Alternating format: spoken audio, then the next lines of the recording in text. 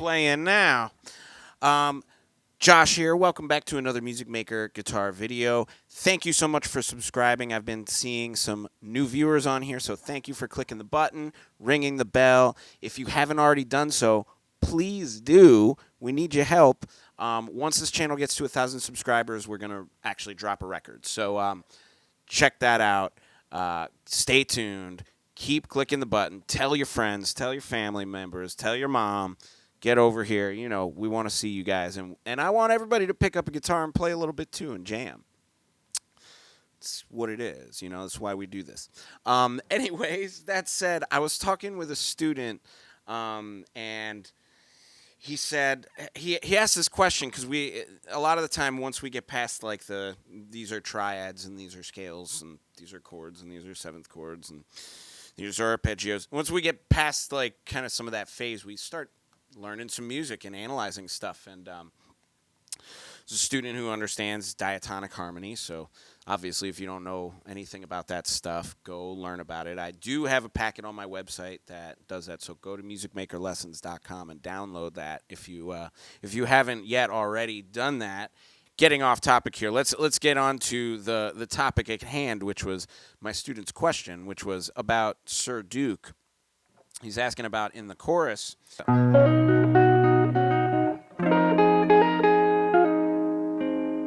Right, so it's like now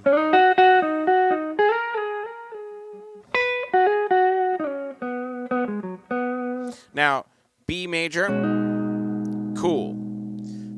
That second chord, I don't know what that has to do with the key of B major at all. It's a tritone, and it's not really in key. It's got like a flat 2 in the key of B major. It's weird. But then here, E major, that would be like your 4 chord, and then that would be like your 2 chord, 2-9, C sharp minor, right? But this F minor chord stuck in there is like a real, it's pretty like jarring. It's really out of key for a pop song. And he's like, explain to me why does that work and why is it still satisfying even though it's not in the key of the song? And we had the conversation, which is essentially, you know, you can study diatonic harmonies your whole life and you can say this is allowed and this is not allowed. But what makes music more interesting is when you break a rule. And what's most important when you break a rule and when you consider which rule to break is what is the melody that's happening at the time when you break the rule? And does the rule that you're breaking, does that decision to break it actually support the music or does it not? And it's a really fun thing to play with because once you know what your melody is, then you can decide where you want the harmony to go with it. And if you want it to stay in a key or if you want it to move and to be shocking. And in this case, it's funny because it's such a weirdly juxtaposed chord, but it's also not shocking in any way. It's a completely satisfying chord change. And again, the reasoning is because it supports the melody. Absolutely wholeheartedly supports the melody. So let's go into what it is. So the melody is like right here. It's playing off the 3rd and the 5th of B major. And then if you just analyze it over B major, then it's like 3rd, 5th, and then 7 and 6. Then root, then 2nd, sorry, then you go to the root,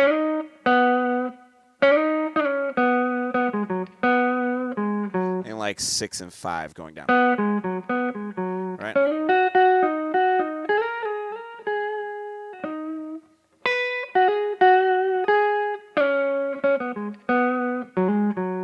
Right, you're kind of playing around that area.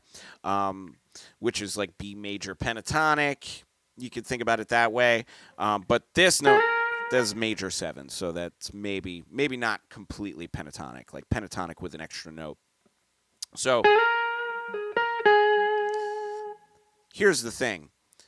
When we really lean on that part of the melody, you can, for a moment, just think about what other scales might work there. I can think maybe just like A flat major works there.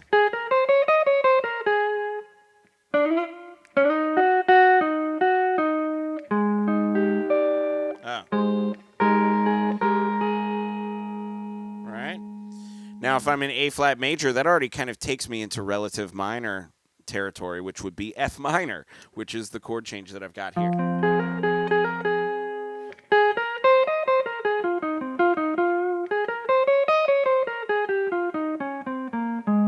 Right?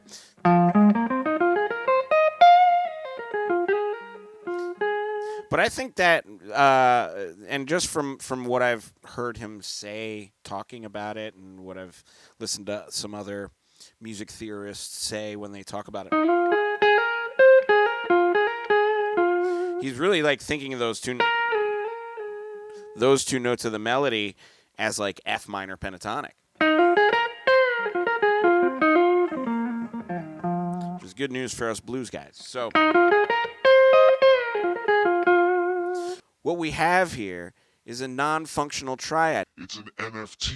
It's a non-functional triad in the key of B major, but it is completely functional over the support of the melody. So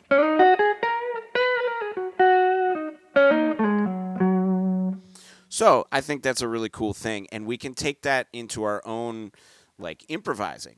For instance, the track that I was kind of like playing over. Actually, it wasn't a track. Just the groove I was playing over was like E7.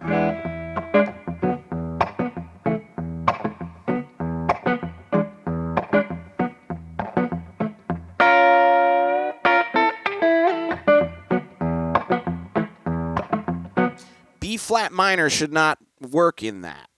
You know what I mean? But my melody.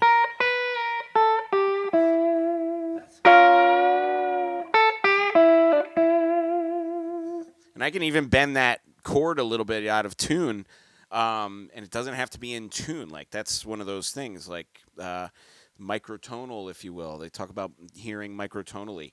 The sounds that I'm hearing are not completely in pitch. At least not with the 12-tone system. So I think it's important to think about how you want to be playing these things, and what do you want to do with them. And how do you want to interpret them? But anyways, that said, that's an NFT. That's a non-functional triad right there.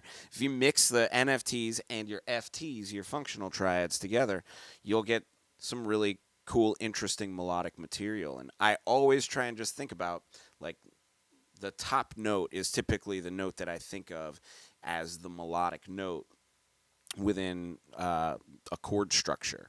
So if you think about what's on top, you can do literally any triad that has that note on the top of it and sort of get away with it musically. And I like to really push the limits and the boundaries when I'm playing this stuff, just because it's fun and it pushes me outside of my box and my zone a little bit. And then when I'm recording and stuff, then I can, like, tap into which ones I like and maybe discard the ones that I hate.